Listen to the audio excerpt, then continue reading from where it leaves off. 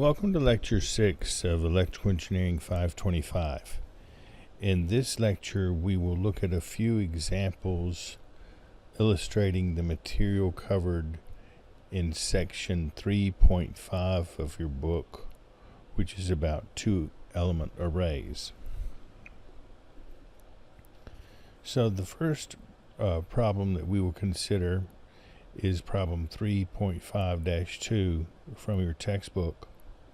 It says that a two-element array consists of center-fed short dipoles, both along the z-axis and spaced 0.4 lambda apart center to center. They are driven with equal amplitude and phase voltage sources. Derive the analytical pattern expression and the half-power beam width in the E-plane. Okay, so let's see how we would proceed to do this. In this section 3.5, if you look at example 3-5, you'll see this equation for the analytical pattern expression. F of theta phi is equal to GA of theta phi times F of theta, where F of theta is the normalized array factor. The array factor is what is denoted in this section as capital A, capital F. So let's proceed with this calculation and see how it will go.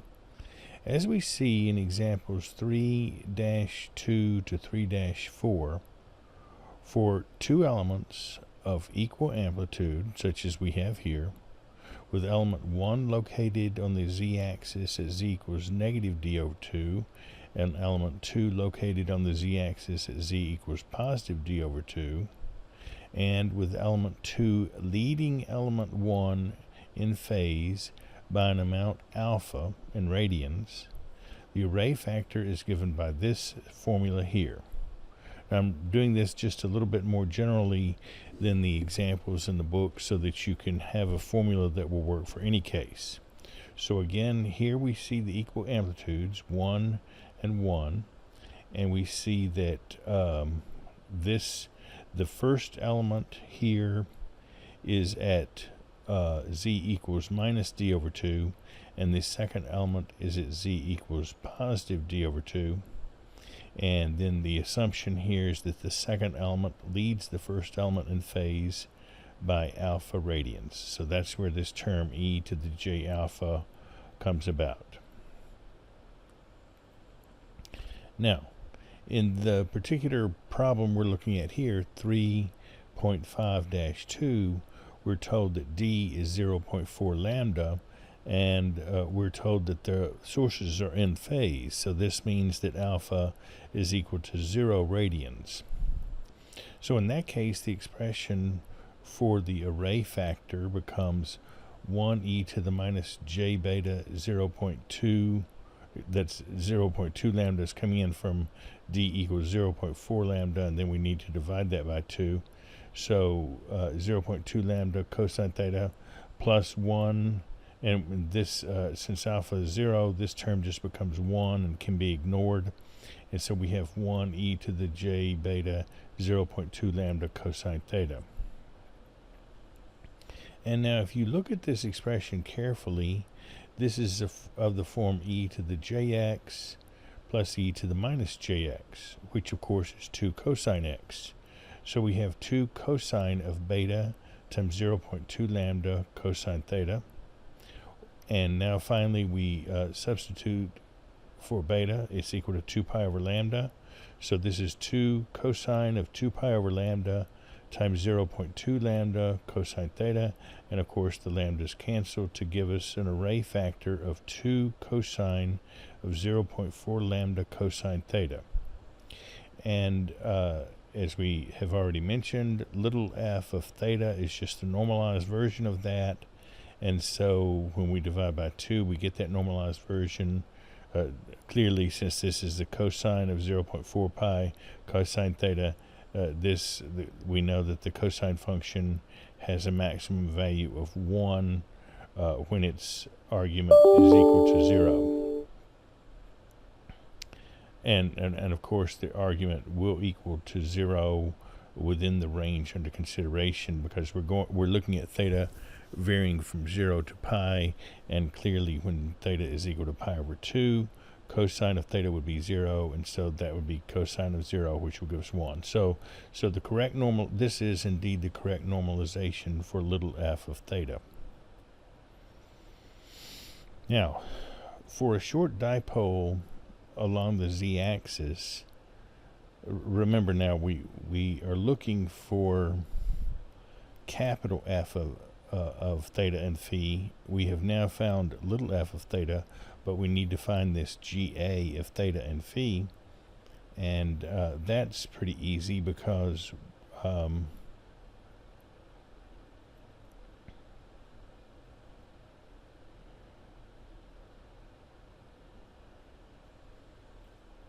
well, we'll find it in a minute.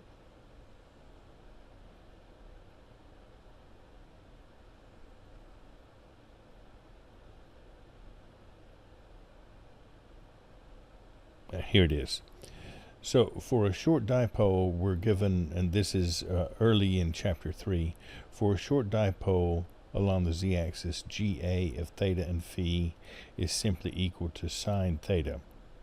And therefore, using the equation that capital F is equal to G sub A times little f, we get capital F of theta and phi is equal to sine theta times a cosine of 0.4 pi cosine theta. And now to find the half power beam width. Now I'll go ahead and tell you I'm not going to ask you to find the half power beam width on the homework, and we won't find it in we won't try to find it in any of the subsequent examples, because as you are about to see, this would require some kind of approximate solution or computer solution. We're not able to solve it by hand. You'll see why in just a moment. So, but let's just proceed as though we could find it all by hand. So let's, we want to find the half power beam width. Well, first note that as we pointed out before, we said half power beam width in the E-plane, and we see that actually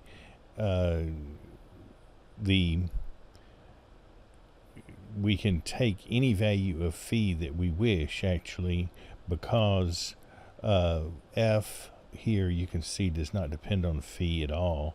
So f of theta phi is really just f of theta. So we don't have to worry about phi being a particular value for the E-plane. Anything will do, because capital F is independent of phi. And so now we say, at what value of theta is this maximum? And of course that just involves taking df d theta and setting it equal to 0. Now here again is f. So when we take the derivative of this, we'll have the first times the derivative of the second, and I see already there's a mistake here. So let me just pause the video at this point and correct this error, and then we will resume this discussion.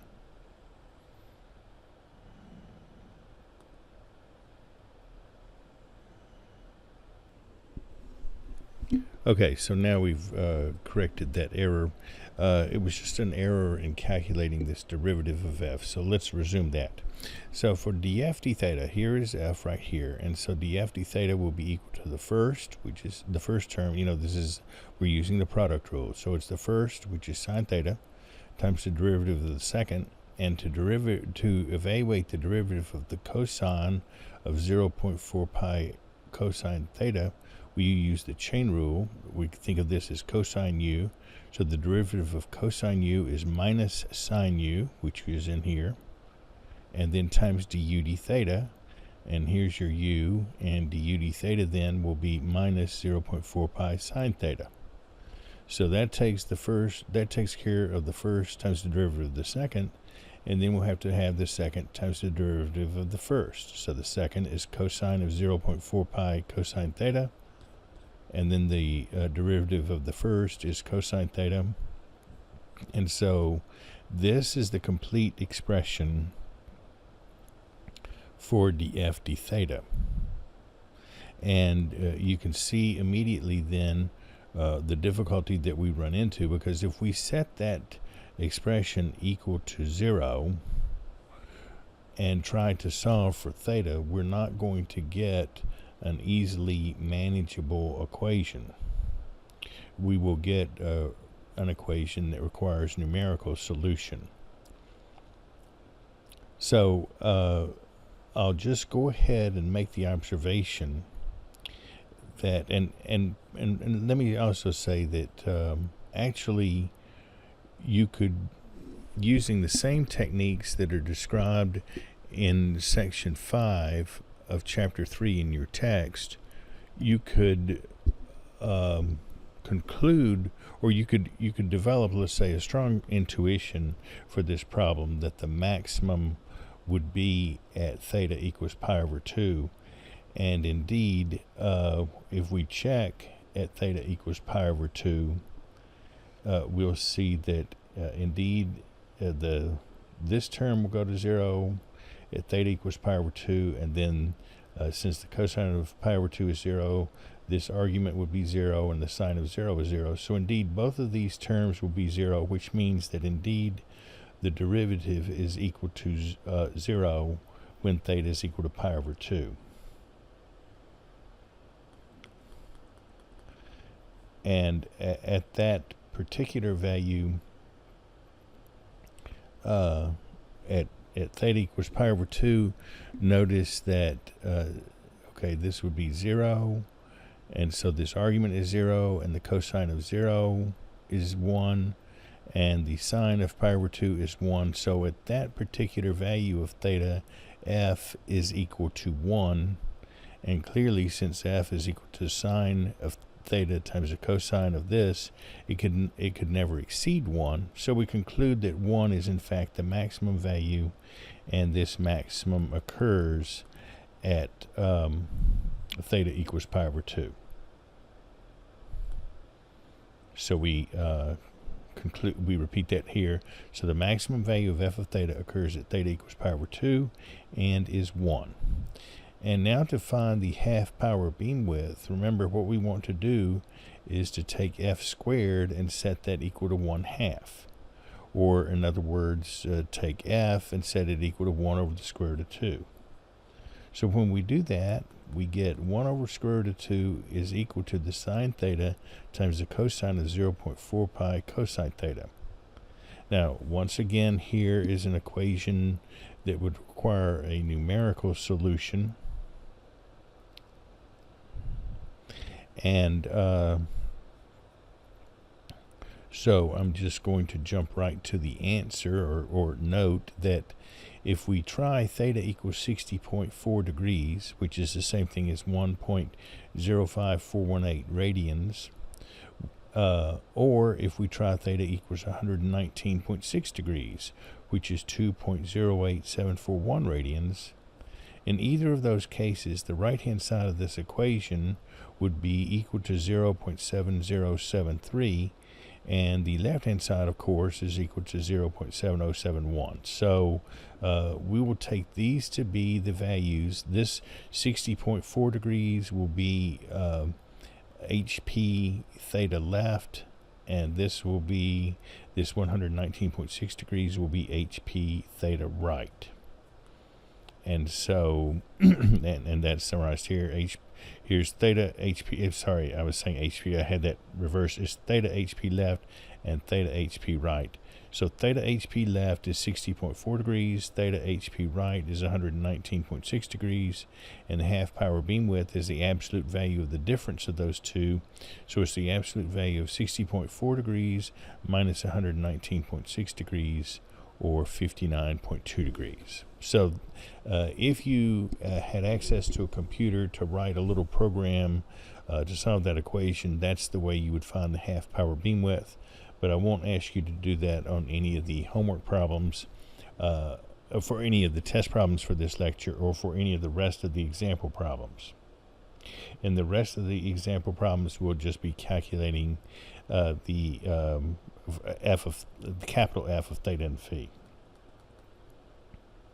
So now let's look at another example.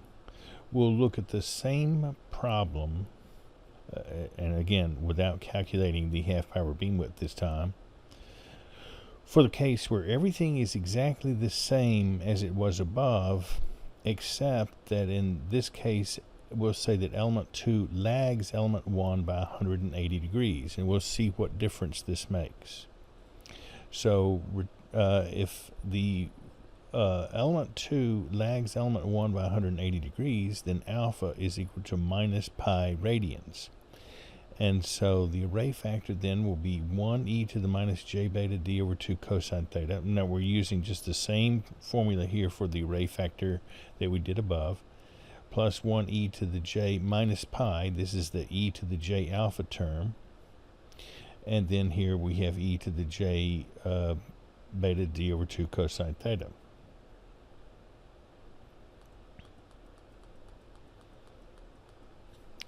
Now, as we work with this, we just bring down this first term. It's not necessary to write this 1. The second term, e to the minus j pi, remember, is equal to negative 1. So this negative 1 times 1 becomes negative 1. And then we bring down this exponential term. And notice that what we have here is a form e to the minus jx minus e to the jx, where x is beta d over 2 cosine theta. Well, e to the positive jx minus e to the minus jx is 2j sine x. So since we have these reversed here, it'll be minus 2j sine x, or minus 2j sine of beta d over 2 cosine theta. And substituting for beta, with this becomes minus 2j sine of 2 pi over lambda. And remember d, we were told above that d is 0.4 lambda, so that's 0.4 lambda over 2, and then cosine theta. And so the lambdas cancel, the 2 and the 2 here cancel, and we're left with minus 2j sine of 0.4 pi cosine of theta. And when we normalize that, basically all we have to do to normalize it is just get rid of that negative 2j, because we know that the maximum value of the sine is 1, and so our final value for little f of theta is sine of 0.4 pi cosine theta.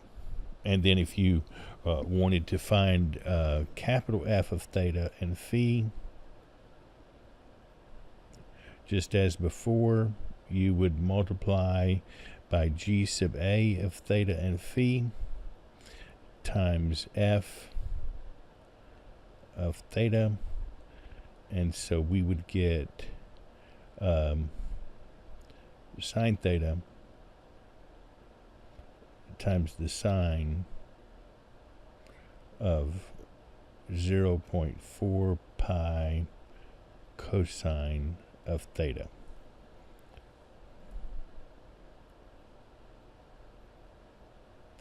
And you compare that to what we had before, and it's exactly the same, except that in the case before, we had sine theta times the cosine of 0.4 pi cosine theta.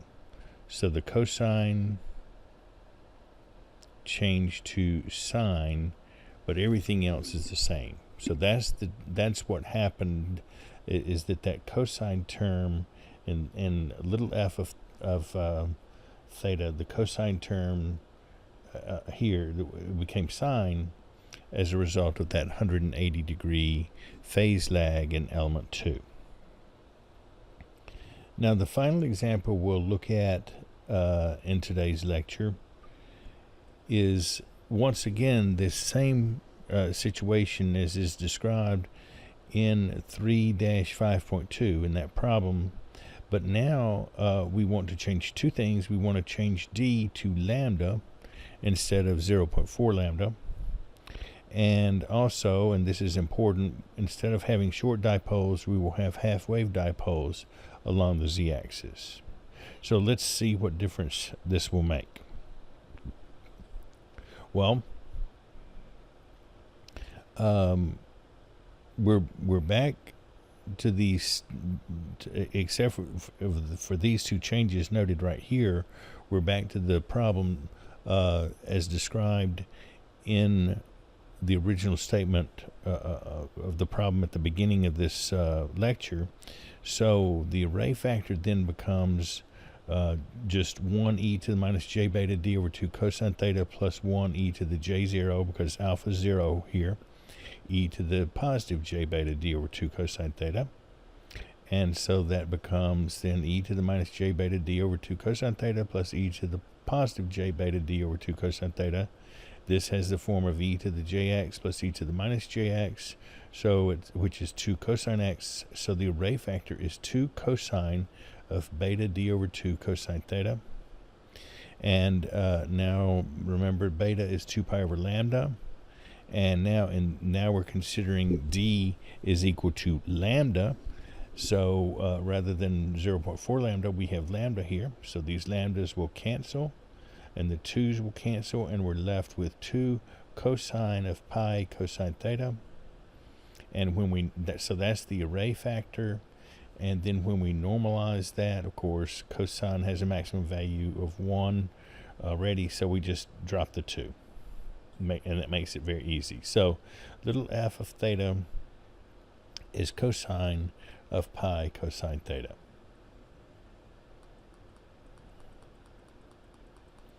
Now, what about g of theta and phi? Well, since we now have a half-wave dipole, we have to use this formula for g sub a of theta and phi. Cosine of pi over 2 cosine theta over sine theta. Now, note carefully, if you look in your book earlier in chapter 3, this is denoted as f of theta, and that's because it is the complete pattern for the half-wave dipole, which is what we want here.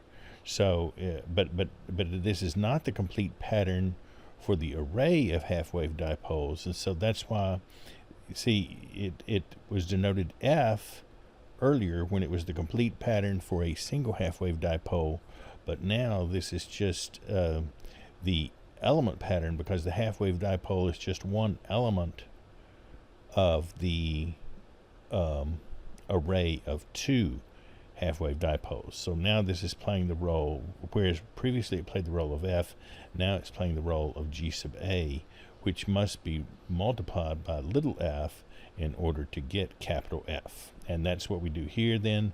We have found that for this case, little f is cosine of pi cosine theta, and we have now argued that g sub a of theta and phi is equal to cosine pi over 2 cosine theta over sine theta, and so to get the final result, we multiply those two together. And then the final note I want to make for this lecture, and this will help you on the test for this lecture, we have, in the examples above, we've looked at alpha equals 0 degrees and alpha equals pi, so 180 degrees, or actually minus 180 degrees. It wouldn't make any difference. But what if alpha is equal to either plus or minus 90 degrees? Well, that will be useful to know about for your test. And for an example, when alpha is equal to negative 90 degrees, look at example 3-4 in your textbook, and that will give you an idea of how to proceed. And so that's it for lecture 6, and good luck.